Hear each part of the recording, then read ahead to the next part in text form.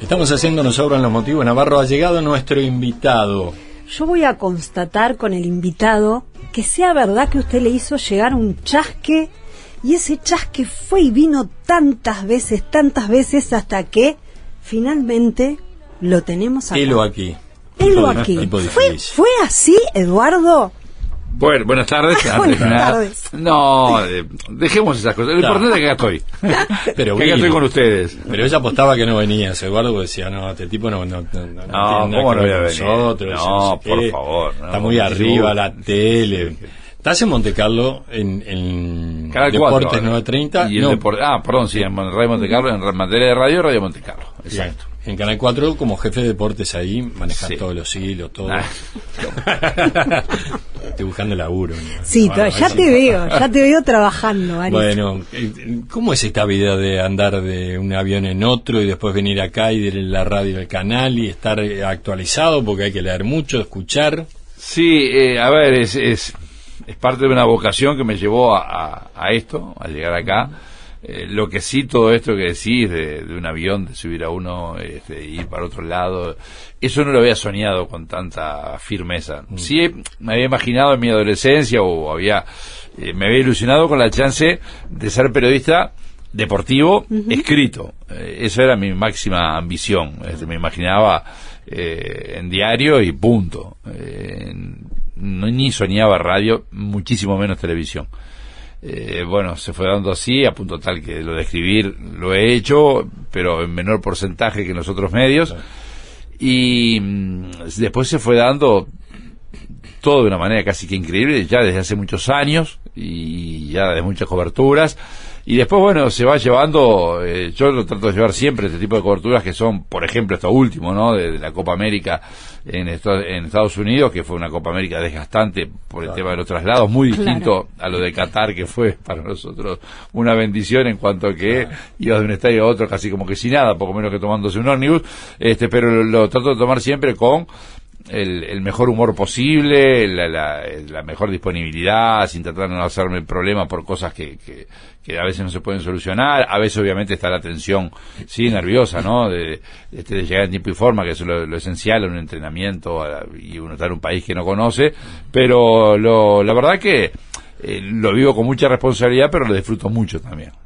Mucho, porque, bueno, es parte de, y es como si uno jugara al fútbol, estar en la selección, estar en la selección uruguaya jugando, ¿no?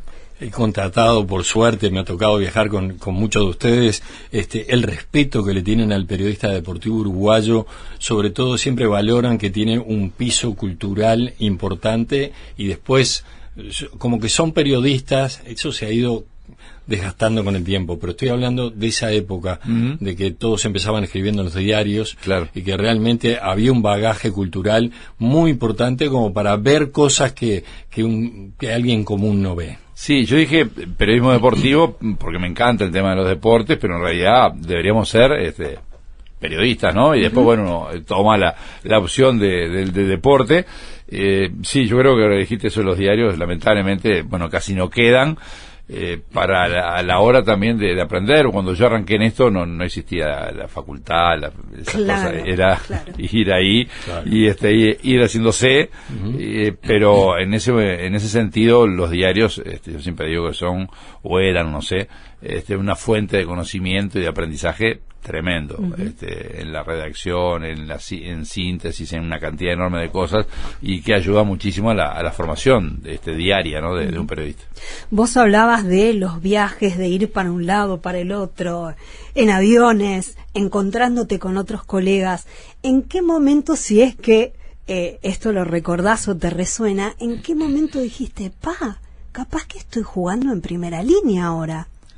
Sí, a ver, no lo pensé así directamente. Sí sentí la responsabilidad del primer viaje, que era una responsabilidad, porque a esta altura del partido soy casi que en lo que representa hoy en día la realidad, que no la cuestiono, es la realidad. Me gustaría que fuera otra, pero bueno, es así. Soy casi que un bicho raro a esta altura, porque, a ver, ya para el primer viaje nunca golpeé una puerta, es decir, me gustaría ir. la verdad, que el primer viaje llegó, decir, mira, te vamos a mandar y a partir de ahí, bueno, todo lo que vino después, para mí es poco menos que glorioso, porque fui tal cual, desde el primero hasta este último de la Copa América, como enviado especial de una empresa periodística, en este caso como Canal 4, con lo que ello conlleva. ¿Qué quiero decir con esto? Que, bueno, obviamente, todos los gastos y eso los asume la empresa, la inversión de pasajes, estadías, de alimentación, todo. Y eso ha cambiado muchísimo.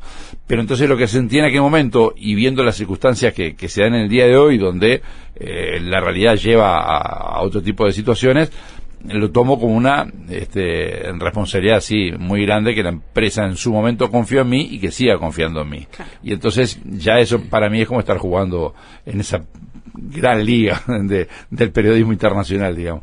Eduardo, hay una cantidad de periodistas que viajan. Conozco algunos que se quedan en el hotel y le decís, ¿estuviste en Dubái? Sí, creo que sí. Van al estadio, vuelven a la concentración y vuelven, y hay otros que aprovechan al máximo ir a un teatro, conocer, ir hasta un cerro que hay acá a la vuelta. En fin, vos sos de los que hace una cosa, la otra, todo junto. Si puedo, esto lo que da, lo de la televisión te da, es que muchas veces, como para ilustrar dónde estamos y las imágenes, estás medio obligado a hacer algo turístico, digamos. De ¿no? Color. Exactamente. De color. Por más que hoy en día, con el vivo constante, te saca a veces tiempo para ello, ¿no? Pero la imagen, la televisión te hace mover mucho, y en consecuencia, ya aunque no te lo plantees así, como que vas conociendo turísticamente el lugar donde estás.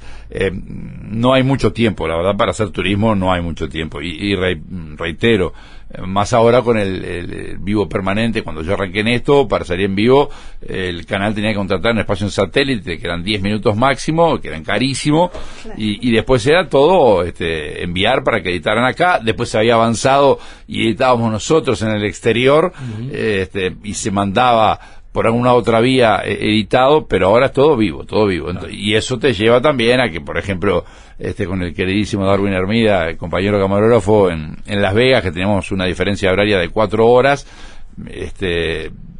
menos allá en Estados Unidos, a las 2:30 de la mañana, tenemos acostando entre las vueltas y eso a las 11:30, 12 de la noche, y a las 2:30 de la mañana nos levantábamos para salir al aire a las 3 de la mañana, que eran las 7 de acá. Claro. Entonces tenés que salir y después te acostabas otro ratito, entonces como que eso te saca mucho tiempo, pero en la medida de las posibilidades, no. Me acuerdo clarísimo, por ejemplo, en el Mundial de Francia 98, a mí me gusta mucho el tema de la historia, y estar en París es estar en la historia misma, grande, claro. ¿No? Y yo quería, se me había pila de lado y eso, pero yo quería ir a la tumba de Napoleón. Yo quería, ¿dónde está dónde está la tumba de Napoleón? Y bueno, me dijeron dónde era que estaba, pero pasaban los días y nada, y pues no podía ir, no podía ir, hasta que el día de la final, en el domingo de mañana, 12 de julio del 98, tuve un rato, era un par de horas. Tenía que ir al estadio a relatar el partido para el canal, pero tuve un par de horas ahí en la mañana, y pude ir, me saqué las ganas de estar ahí en un lugar que también es medio como sobrecogedor en cuanto a lo que representa, pero sí, pudiendo, trato de hacerlo, porque la verdad que he viajado por el mundo gracias a esta profesión. Por mi parte, casi que no he viajado. Del otro lado te mira Steiner fascinado escuchando tus cuentos. Bueno, me alegro. Que así sea, y que del otro lado del receptor sea así también. Claro. ¿Cuándo volvés al relato? ¿Quedó ahí, colgado en el perchero? No, por mi parte no. Pero bueno, sí, tenés tanta cosa que... Sí, lo que pasa es que también ha cambiado la realidad. Antes los canales privados tenían mucho más posibilidades de hacer eventos en los cuales los periodistas de esos canales privados hiciéramos los relatos televisivos. Ahora eso ha cambiado bastante, y bueno, habrá que ver. Un tiempo fue bastante continua esa posibilidad de... Me gusta el relato en televisión, hacerlo. Nunca lo hice en radio, y ya obviamente no lo voy a hacer. Nunca me sentí capacitado como para un relato de un partido de fútbol en radio. Bueno, ¿quién es Schiaffino? Bueno, yo diría que compren el libro. Yo creo que después de esta nota lo van a comprar. Eso ni que hablar. Descontado. A ver, por lo pronto, y en líneas generales, muy generales, sin dudas, uno de los más grandes futbolistas que dio este país. que trascendió fronteras, no solamente porque además es uno de los, hablando en el deporte, ¿no? Término deportivo, de los héroes deportivos de Maracaná, con una incidencia notoria, notable, pero además en un tiempo que era todo mucho más acotado, todo mucho más local, que el fútbol no estaba tan expandido y que no era una cuestión de que un futbolista saca 6 meses y después va para otro lado y así. Ya no es un problema eso de... acá en el fútbol uruguayo es un problema es estar cada 6 meses porque los equipos se tienen que desarmar necesitados, acuciados por la falta de dinero. En el mundo ya es por una cuestión de negocio, los jugadores van para acá, van para allá, claro, y ofrecen y bueno, está. Pero en aquellos años, y estamos hablando obviamente de la década de los años 50, las transferencias eran otra cosa. E ir a Europa era ir, para un sudamericano era ir a otro mundo. Ya que después de la Segunda Guerra Mundial, ya lo habían hecho antes, los europeos siempre se vieron tentados, supongo que a partir de 1924, por una suerte de magia, de técnica que, por lo que sea, no sé si es una cuestión genética o qué, ellos no llegan a tener. Y bueno, ya en aquellos años lo buscaban, pero en el caso de Schiaffino, va para Italia y se transforma además en un símbolo de uno de los equipos más importantes del fútbol italiano, europeo, del fútbol mundial, como el Milan. Es un verdadero símbolo del Milan, siendo extranjero, para que se lo vea, digo, ¿no? En lo que representó antes del Mundial de Italia 90, en pleno apogeo de Diego Armando Maradona, que era todavía vigente campeón del mundo con Argentina en 86, como futbolista creo que nadie puede decir, cuestionar, ¿no? Lo que representó Maradona, un genio del fútbol, pero jugaba en Italia. Y si bien no jugaba en un equipo de los del norte, y eso era, bueno, todas esas diferencias que se dan regionales en los países, en este caso en Italia, pero bueno, estaba allá. Y los entrenadores del fútbol italiano hicieron una compulsión, una encuesta de las típicas, a ver, para que votaran esa venida mundial, quién había sido el futbolista extranjero más destacado, quién era, que había pasado por canchas italianas. Y el ganador de esa encuesta fue Juan Alberto Schiaffino, por los entrenadores, además, digo, porque de repente decís, bueno, los hinchas, hay una cuestión ahí de cariño, claro, fanatismo, lo que sea, y bueno, pero en este caso, entonces con esto quería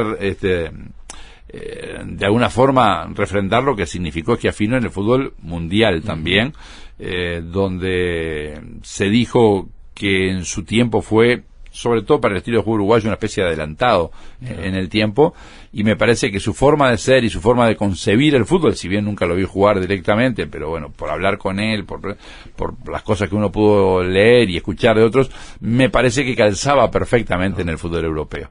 En aquel fútbol, por su simpleza para el juego, por su inteligencia para el juego, no era eso de correr por correr, era más una muy especie, cerebral, una especie de científico, claro, del fútbol, y bueno, y así lo fue. Entonces, resumiendo, creo que es un extraordinario futbolista, campeón del mundo, autor de un gol en la final más impresionante que pueda recordar por múltiples factores, más allá de una cancha de fútbol, la Copa del Mundo, y a su vez, formó también parte de una de las delanteras más icónicas de uno de los equipos grandes como Peñarol, la de 1949, siendo parte esencial, y después, bueno, aquel mundo distinto, se hizo parte emblemática del Milan al día de hoy. Yo le contaba a Mónica lo que sucedió antes de Maracaná, ¿no? La huelga impresionante de 7 meses que iban a los barrios, hacían beneficios, en fin, era como casi un fútbol amateur y terminan saliendo campeones del mundo, y después ese Peñarol era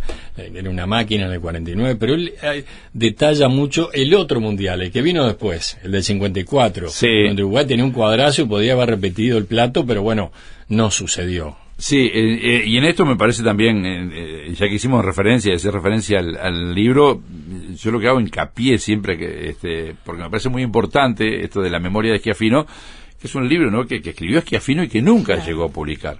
Que fue un tesoro tal cual que cuando yo lo tuve en mis manos yo no podía creer lo que estaba teniendo. Que llegó a mí gracias a su sobrino Raúl. Schiaffino no tuvo hijos.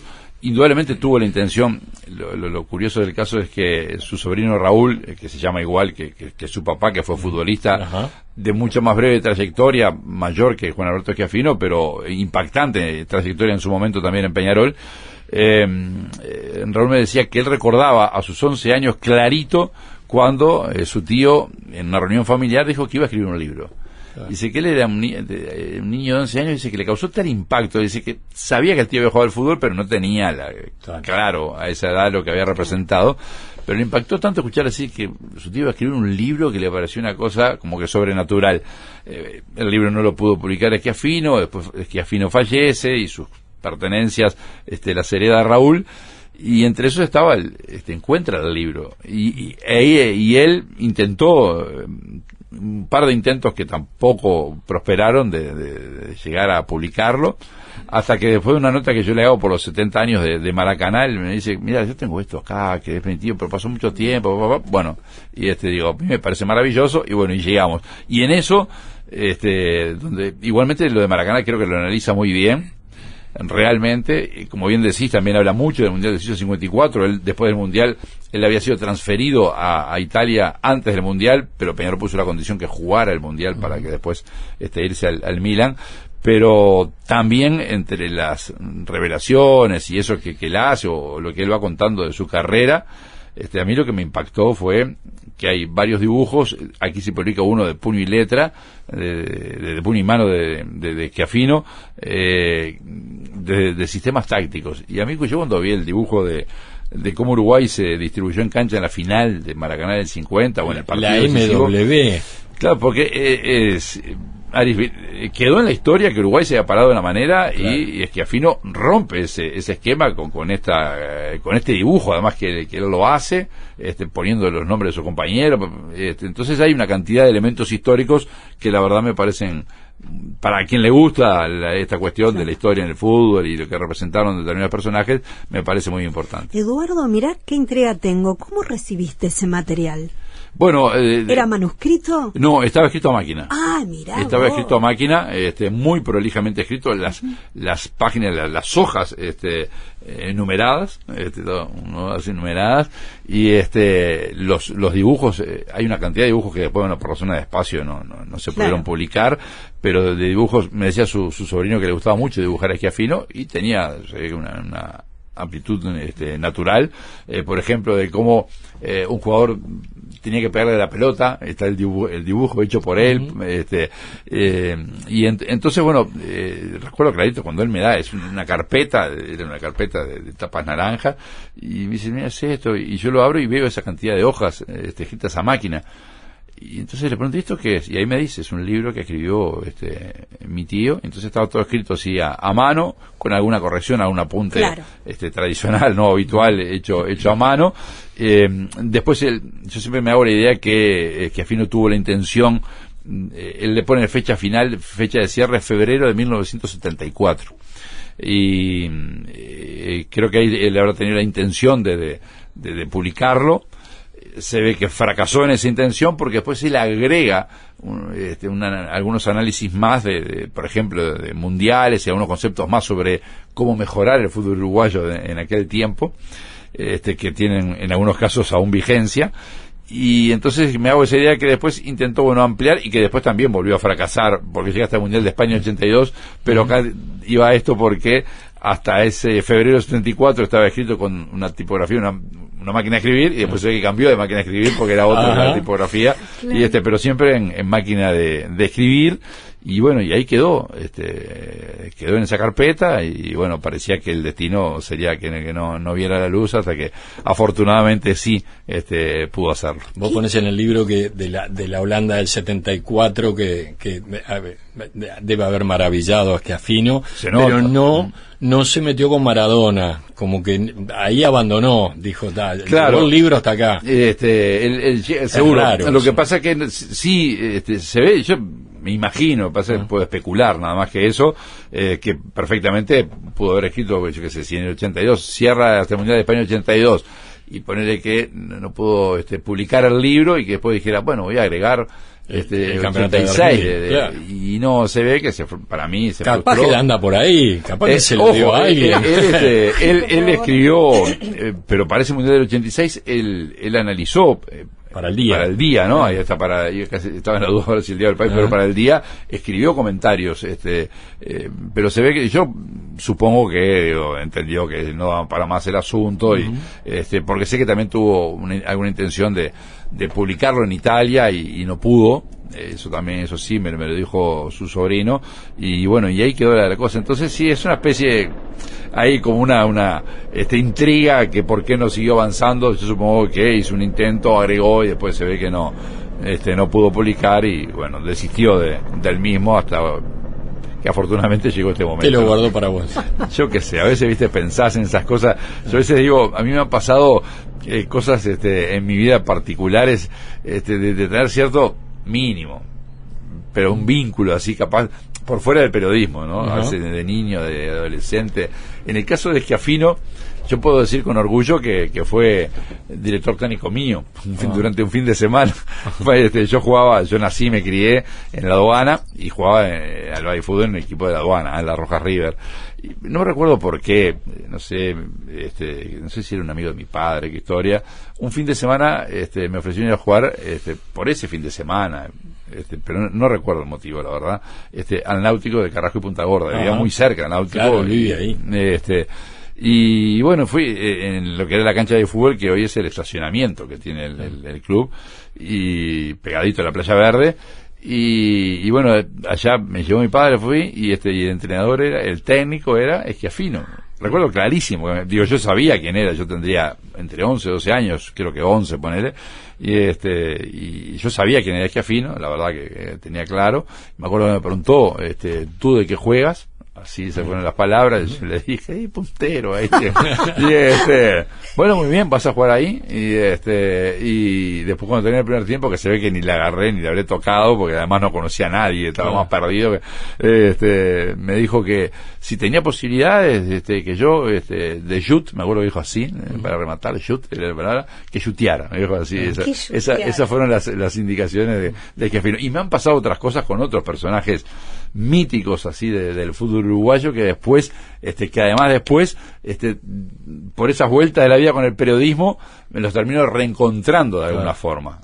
Me pasó con Juan López, me pasó con Gilbert Gambetta, increíble, pero bueno, está acá. Y de alguna forma, con Juan Alberto Schiaffino, que después, digo, como ya periodista, entrevisté, digo, ¿no? Claro. Más de una ocasión, indudablemente.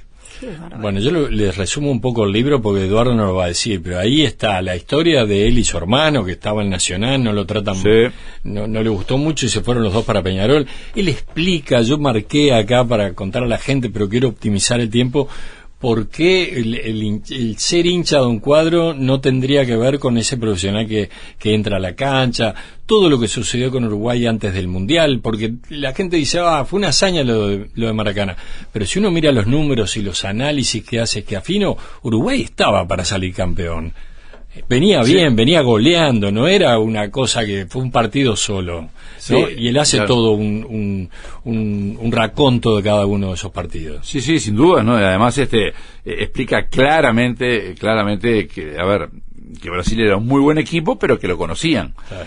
En el fútbol hay que ponerse, ¿no? En aquella época, en el fútbol de aquellos tiempos, ellos no sabían absolutamente nada. Por ejemplo, en esa fase final, recordemos que aquel torneo se jugó de forma diferente, ni de España ni de Suecia, jamás los habían visto, no tenían ni idea. Y bueno, entonces los problemas que tiene un equipo los tiene que resolver en cancha, pero hoy en día llegan con un bagaje de conocimiento que saben por dónde pueden estar, dónde están las virtudes del rival, dónde están los defectos del rival. En aquel momento como que estaban en la cancha y como si fuera un partido de barrio, bueno, a ver, quién la mueve, quién no la mueve, y por eso él lo adjudica las dificultades que tuvo Uruguay frente a España, frente a Suecia. Y si bien saben que iban a tener dificultades, a Brasil lo conocían, ya venía un proceso de años de enfrentarse por obvias razones geográficas con el conjunto brasileño, pero explica muy bien, es espectacular como explica cuando él entiende que tenía que dejar de lado su condición de hincha de Nacional, la forma en la cual lo dice, porque ahora él se debía a Peñarol desde su inclusión en las filas del equipo aurinegro para después transformarse en hincha del equipo y también digo cómo cuenta con lujo de detalles, cómo analiza todo eso de los partidos, la preparación, yo qué sé, el detalle de cuando están por salir del hotel hacia el estadio el día del partido y que le había pedido una llamada para hablar con su novia en aquel momento, después su esposa Angélica, y que la llamada no llegaba, y cuando se estaban por ir, llega la llamada y que para él fue muy importante, la forma en la cual describe cuando estaban parados, alineados por los himnos, de todo lo que significaba el estadio, pero como en definitiva eso no los terminó complicando. La verdad, es maravilloso, sinceramente, como lo describe, porque como dijo el expresidente Julio María Sanguinetti, a quien le pedí que escribiera el prólogo, y también lo dijo en la presentación que estuvo muy linda de este libro, él decía que no es habitual que un futbolista, y más en aquellos años donde el tema de libros deportivos escaseaba, afortunadamente eso ha cambiado, que un futbolista se sentara 10, 12 años después de haber terminado su carrera a escribir sus memorias, a escribir su biografía, que fue lo que hizo Schiaffino.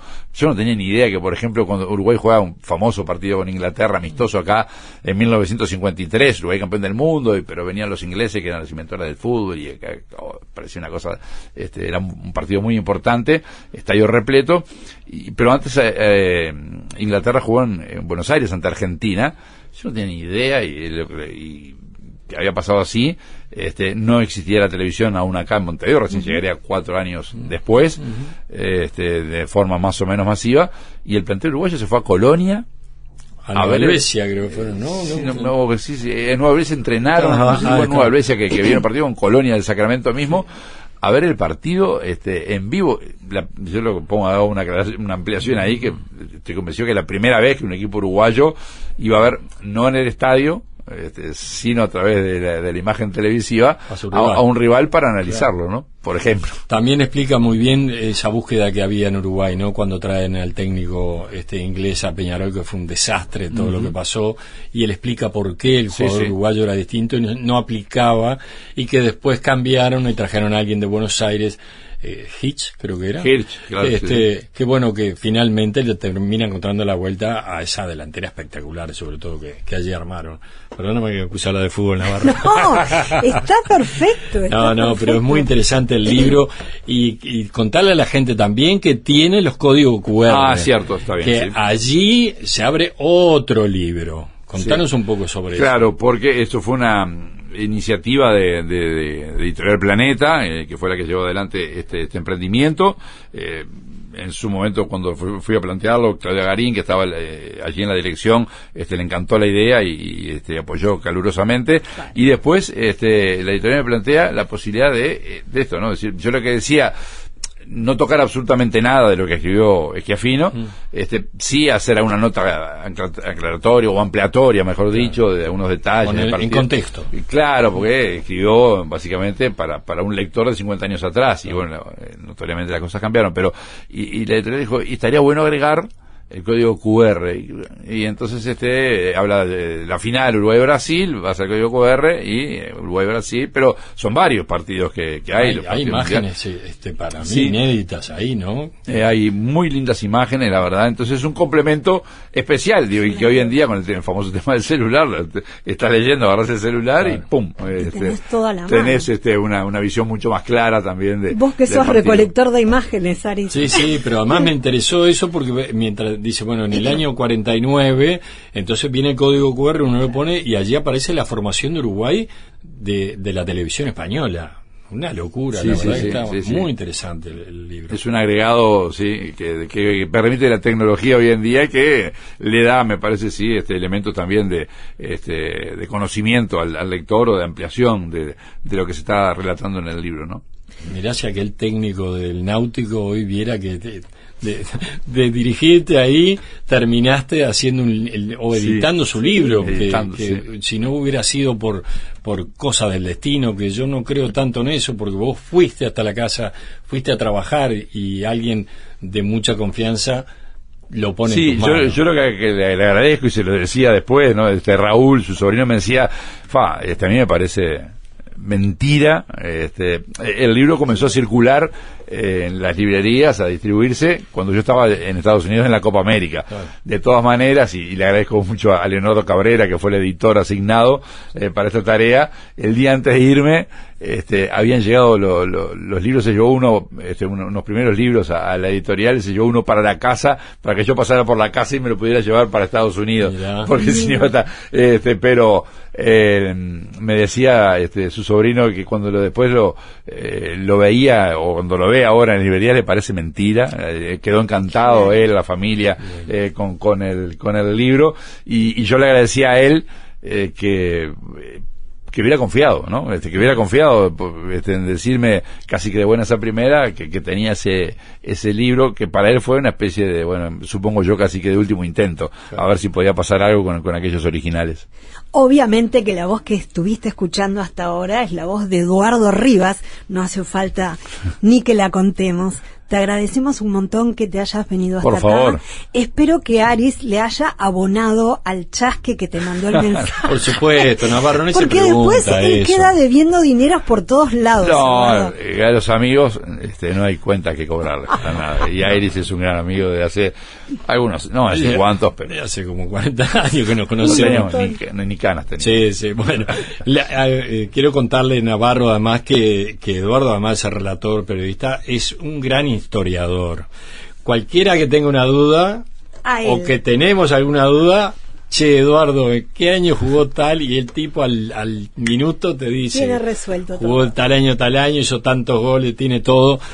Bueno, y justamente no es indiferente que el libro se llame La memoria de Schiaffino, por Eduardo Rivas, que él se pone compilador abajo. Y dije, es una buena forma de presentar a Eduardo, la de compilador, porque de eso se trata, además de todo lo que es, y buena gente. Así que, Eduardo, por gracias, un gusto. No, al contrario, agradecido soy yo que hayan tenido el interés y de la difusión de esto que, repito, para mí lo más importante es que esto lo escribió Juan Alberto Schiaffino, que le da un valor realmente espectacular, y que bueno, que se pueda difundir de esta manera, porque el futbolero en general, me parece que le va a gustar poder leer estas páginas del libro de Schiaffino. Así que para el abuelo, para papá, mamá, la nena, el hijo, los que están vinculados al deporte, relata un poco la historia de los barrios también, sí, que es muy interesante. Así que es un libro para toda la familia. Si tenés que hacer un regalo, La memoria de Schiaffino, editó Planeta, Eduardo Rivas lo presentó.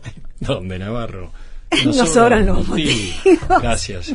Gracias. A usted. Muchas gracias. Nos sobran los motivos.